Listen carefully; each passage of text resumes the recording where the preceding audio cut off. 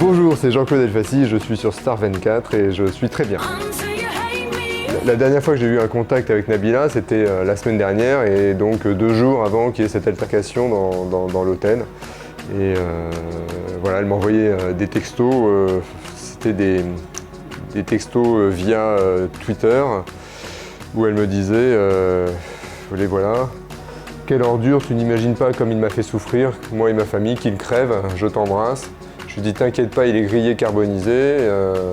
Il me dit pour Porcinet, tu vas bientôt être débarrassé de lui. Porcinet, c'est Marco Moretto qui est au service photo du magazine Oops.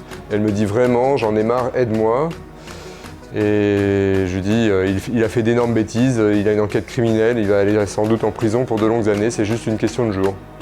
Elle me dit je veux qu'il crève, cette merde, putain. Voilà. Alors en fait, Nabila était assez coincée, je pense, puisque elle a réussi à décrocher pas mal de contrats, aussi bien des contrats pub que des contrats avec une émission de télé, et il leur demandait surtout qu'il n'y ait pas de scandale autour d'elle et qu'elle commence à avoir une vie, on va dire, normale, de femme normale. Et Moretto, lui, il pensait à son business, donc il voulait continuer à faire du scandale autour de Nabila et inventer toutes sortes d'histoires, les unes plus sordides que les autres, et publier des bêtises sans nom, sans fondement, dans le magazine Oops.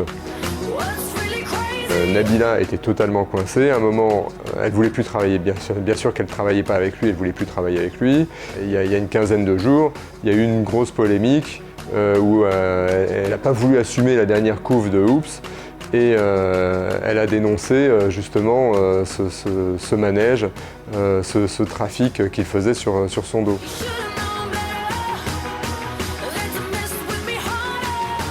Protection policière, c'est un délire total inventé par Michael Maidini et Marco Moretto, les deux mafieux du magazine Oops. Ça n'avait aucun fondement et ça c'était la goutte d'eau qui a fait déborder le vase. Nabila s'est désolidarisée du magazine Oops. Enfin, elle n'était pas vraiment attachée, mais elle était, on va dire, elle était contrainte.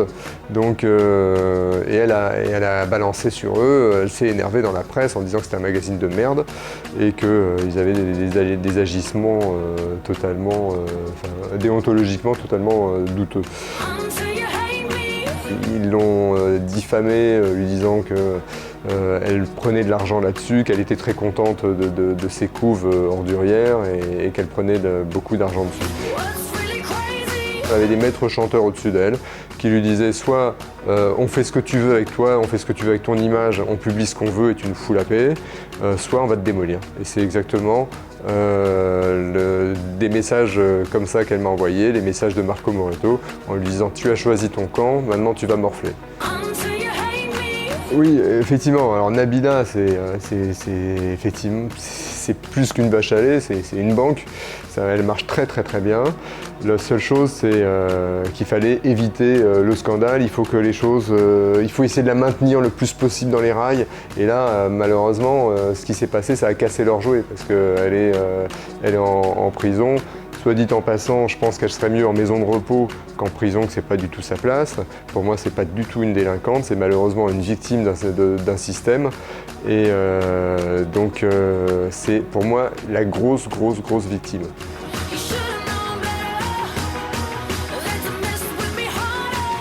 C'est une femme qui est en souffrance. Et ils auraient dû plus faire attention à l'aspect psychologique de Nabila que de chercher à gagner le plus possible d'argent en un minimum de temps. J'ai eu beaucoup de retours par rapport au fait qu'ils avaient une relation un peu houleuse, mais j'ai jamais voulu intervenir parce que Nabila, ne me l'a jamais demandé, elle m'en a parlé une fois brièvement. Et Thomas, je suis ami avec sa sœur.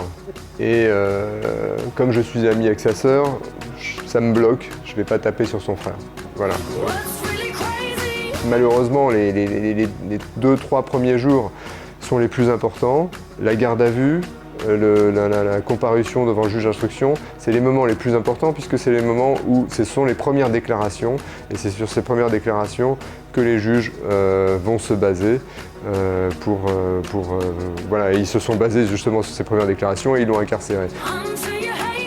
Mais s'exprimer comme ça à chaud, c'était peut-être pas la bonne chose puisque je crois qu'il y a eu plusieurs versions sur la même histoire, ce qui a mis des doutes dans l'esprit des juges et ce qui est à peu près normal qu'ils la mettent en isolement, en l'incarcérant. Je pense que ça aurait été mieux qu'ils la mettent en isolement dans une maison de repos que dans une prison, mais bon. Donc je pense qu'il y a eu... cet avocat n'était pas du tout à la hauteur et je l'ai plus vu en train de bégayer dans les médias que de faire son boulot auprès de Nabila. Là, c'est un homicide, enfin une tentative d'homicide. C'est les assises, elle risque 20 ans de prison. On ne met pas un avocat de quartier pour une affaire comme ça. Et je ne comprends même pas que ça soit la prod qui fasse le choix de l'avocat, c'est incompréhensible. Je ne veux pas rentrer dans les détails, mais à mon avis, Nabila est une victime et non pas, voilà, est une victime. En général, c'est une victime d'une production, victime d'un système, victime de violence sans doute. Voilà.